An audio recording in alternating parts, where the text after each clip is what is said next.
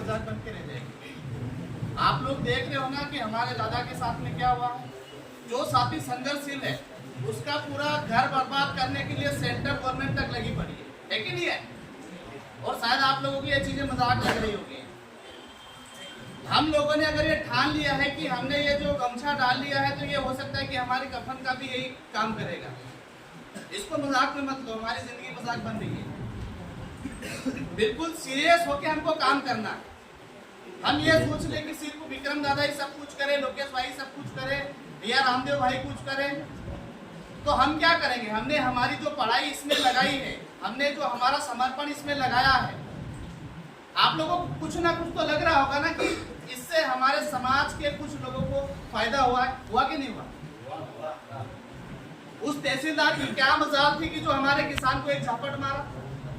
अगर ये समाज का संगठन नहीं होता तो वो किसान रोता हुआ रह जाता, उसको न्याय नहीं मिल पाता। वो दारू के ठेकेदार हमारे लोगों पे गाड़ी चढ़ा के मार देते, उनको जेल में नहीं बिठाया जाता। लोगों को हमारे घसीट घसीट के मारा जाता है और बहनों को गड्ढे में गाड़ दिया जाता है, उनको न्याय नहीं मिलता अगर ये ताकत नहीं होती। क्योंकि अक्सर उस समाज पे अत्याचार शोषण हुआ है जिसने कभी अपने हक अधिकार के लिए बोलना स्टार्ट नहीं किया। और हम हमारे महापुरुषों को कभी नहीं जान पाते क्योंकि ऐसे जो लोग हमारे बीच में बैठे हैं, ये लोग हमें ये रास्ता नहीं दिखाते और फिर भी हमें ऐसा लगता है कि हम कुछ नहीं कर रहे।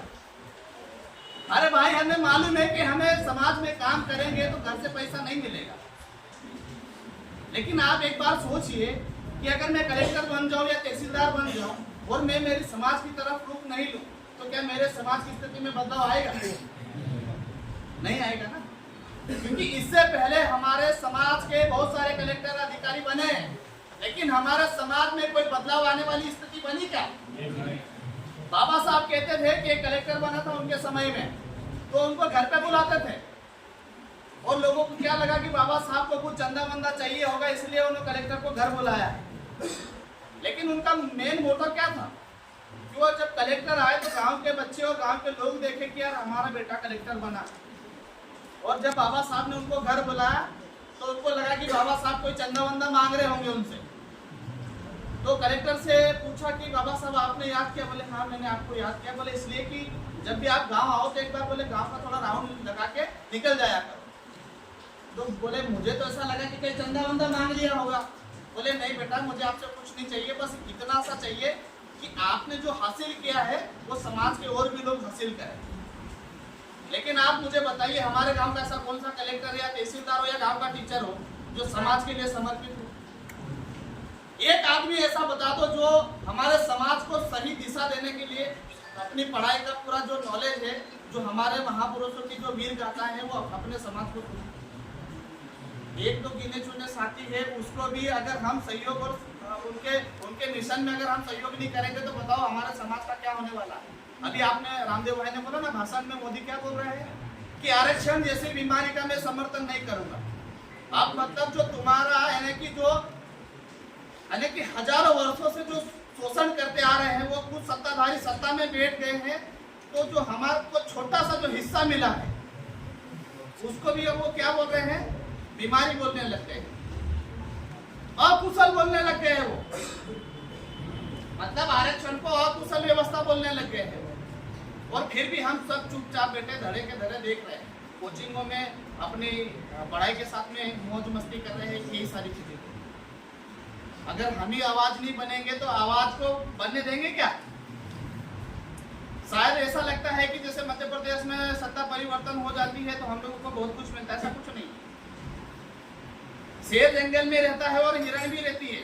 शेर का आतंक सबको मालूम है, तो उसके डर से क्या जंगल में हिरण रहना छोड़ देगी क्या कि वो खा जाएगा शेर? तो ये मानसिकता सिर्फ बीजेपी वालों को लगती कि भैया अब हम तो शेर है, तो भैया हम भी जंगल के ही निवासी है, मेरा डर से जंगल है।